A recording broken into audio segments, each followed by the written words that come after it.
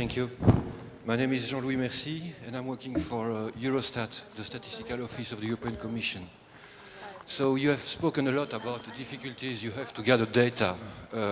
I share your views, it's quite difficult.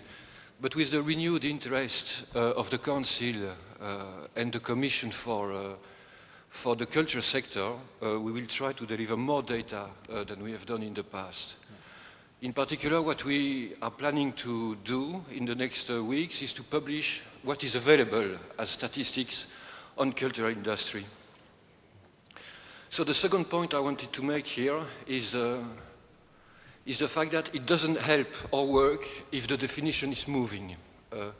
When you define cultural industry and you speak also about creative industry at the same time, it doesn't help the work of statisticians.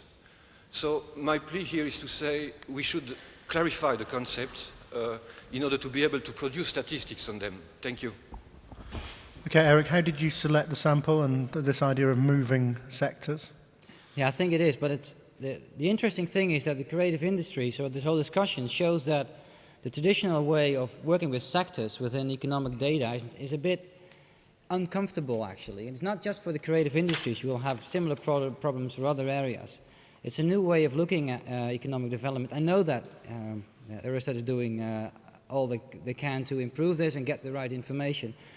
Nevertheless, if you want to collect data, you have to get to some sort of standard. So you could adopt the KIA delineation for that purpose and decide European-wide that this is the basis of all countries collecting information.